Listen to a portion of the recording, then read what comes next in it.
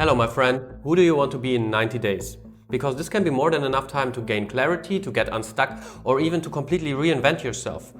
You just have to get into a momentum. But how? How do we get into a momentum? Think about this. We live in a world where everything is available at our fingertips. So nowadays it is way more important what you don't do compared to what you are doing. In fact, the people we admire the most are usually the ones who consistently could withstand or resist to fall for those simple temptations. Right? In this video we will look at the 4 main areas of our life, and I will show you my strategies that help me to improve massively in every single one of them. Implement just one of these habits and I guarantee you will be a complete new version, and implement all of them and I promise you will be unrecognizable. Hello, I'm David and welcome to my channel. And by the way, thank you very much for being here. This really means a lot to me. Okay, so the way I see it, momentum is created by sacrifice. When you sacrifice something for something else, you give both of these things a value. Let's say, for example, I will not hook up with this stranger here because I want to be loyal to my girlfriend. What you're doing is you give your nervous system a certain signal whenever you reject this kind of pleasure. And the signal is, my girlfriend and my relationship is more important.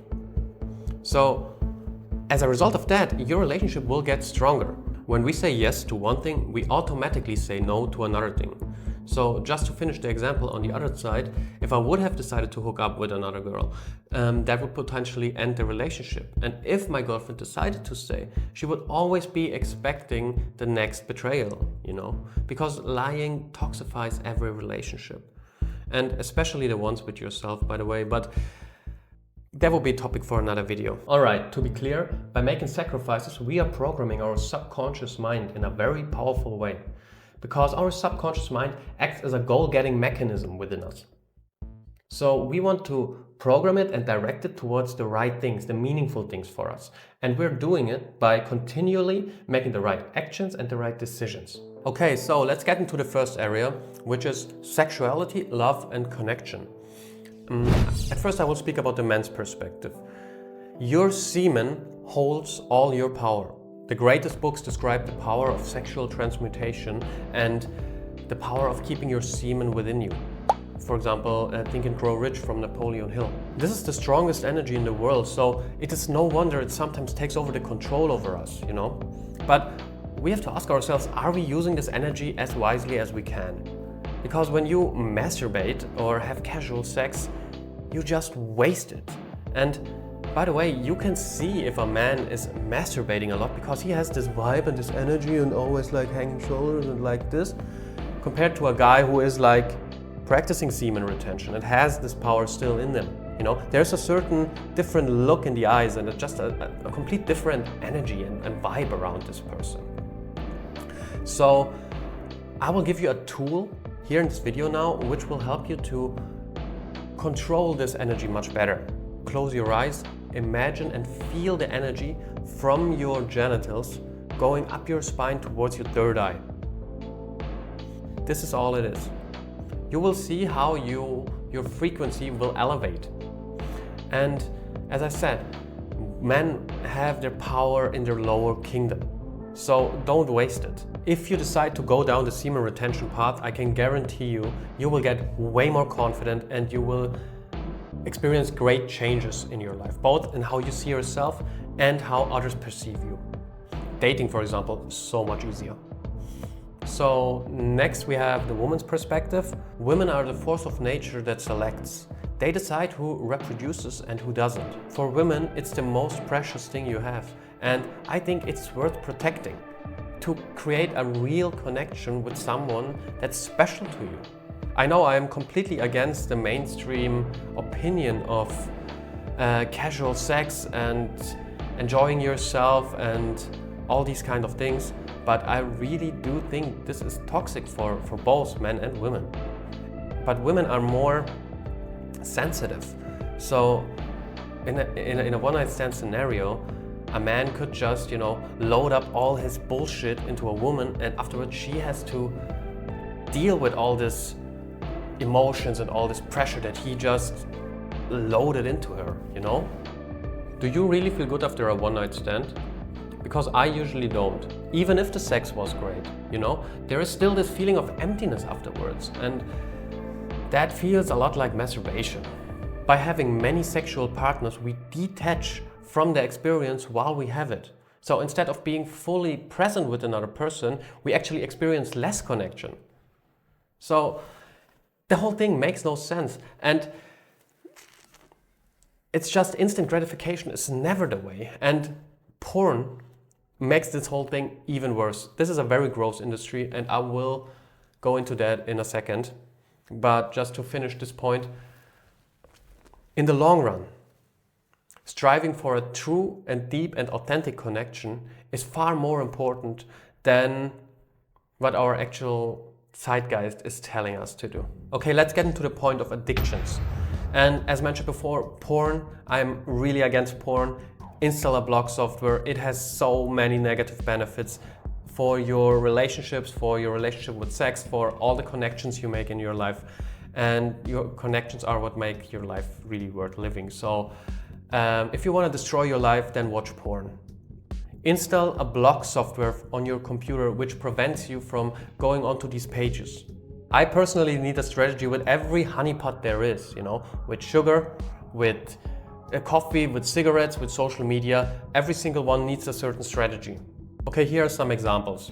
At first, sugar, I don't buy. And this starts in the supermarket. So I don't go grocery shopping while being hungry and craving stuff.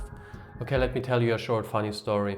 The other day I decided just out of a whim to get a piece of cheesecake. What I usually would never do. I haven't eaten sugar in like 10 months or so. And so I was eating this piece of cake, and afterwards I felt so bad, physically and mentally. Especially physically though. I was so dull, I was completely out of energy. I realized once again what kind of a bad drug sugar is, you know? It's really a horrible drug. When your body is not used to it and then you get this overload of it, it just makes you so miserable, and it's not even a high, it's a low. And yeah, it's really a bad substance for you. You know, I don't want to make myself older than I am, but when I was 18, I could literally party for 3 days and still go working afterwards and still be functional afterwards, you know what I mean? And nowadays, I eat a piece of cake and the day is over. Yeah, I'm just joking, you know, it's obviously because my body was not used to this poison anymore. And by the way, sweet drinks count too. The exact opposite to eating sugar is fasting, because it helps me getting more energy and way more clarity throughout the day. I mean, fasting is not for everyone, but I can say in my experience it has been a true game changer. Next example is coffee. I'm a huge coffee drinker. I love coffee, so I eventually had to get a strategy here as well, because I always got these afternoon drops. So with my energy. So I decided to switch to caffeine-free coffee in the morning, which turned out to be the perfect move, because you just have to find a really good caffeine-free coffee, and there are some that are really good, and you are not missing out anything, you know? And if you really need that caffeine boost, you can drink one in the afternoon, not every day, but sometimes, you know? But that's how you learn how you control your body and your caffeine intake instead of the other way around. Next very common addiction, social media. Again, use an app that prevents you from using it. At least put in this timer on your phone that gives you a message every 15 minutes. But yeah, find your own strategies. And if you would like to share them, nail them down in the comments. I'm sure a lot of people will value your wisdom and your strategies. This third section is about your health. And I combine two areas, our energy and our being, into one for this. So as a personal trainer, I could literally make a YouTube channel all about health, about sleep, about nutrition, about movement, because I've been a super nerd about this. But why I decided to make this channel and to go into the more deeper topics is because they are just more important. So the most important aspect when it comes down to your health is hands down your lifestyle. If you have a job that you hate, you can eat as clean and be as fit as you want. Because those negative emotions you experience on a daily basis are holding you back massively. I think your goal should be to get out of your job, and if you really can't, What is rarely the case, because usually there's always a way. But if you really can't, then you have to find a way to reframe it, to not hate it anymore, and find some value in it. Who are you helping with it? What are you learning from it? These kind of things. And if it's a very monotonous job, maybe you can listen to an audiobook while doing it. You know, there's always a way to improve our situations. When I was a dishwasher back in the day, I would be acting on the side, and I would just practice my lines that I had to go over and that I had to memorize while dishwashing, you know. I mean, I looked like a maniac, but, you know, I used the time. My honest opinion is that over the long run, you should find something that you love doing. That's more important than anything else. Come to the conclusion that you have trapped yourself and that you have to take steps to get out of the soul-killing job. Yeah, trying something new is risky, but staying in that job that you hate is even more risky. And think about your future self. You will be so much more miserable, and you will be much older if you don't act now. And you will have way less energy. So if that's you, you have to find a way to change that. Just scrap in 1 hour of your day, be motivated, and work towards something that you actually care about. And of course, there are all these standard things that we know we should do. Expose yourself to daily sunlight as early as you can in the morning. Meditate optimally 10 minutes in the morning, 10 minutes in the evening. But not if you're a very calm person to begin with. You know, if you're usually very calm, you maybe have to find something to get your wild side out. It always depends a little bit about who you are, of course. Breath work is great because it brings you to your center, not just into your body, it brings you into your center. And working out or any kind of sportive activity is great as long as you get movement in. Your body will thank it to you. And your mind even more. Aside from that, optimizing sleep is super important. Sleep hygiene, have a good sleep hygiene. Don't consume too much stuff before going to sleep. Don't eat too late. Read the right books. Read the right books, because there are so many bullshit artists out there. See what are the people you admire are reading, and then read those. And keep a journal. Keep a journal if you can, and have something creative that you're doing. Optimally, this is connected with your work. You know, your creative output, the way how you see the world is unique, and your contribution to this world is needed, and it would be missing if it wouldn't be there.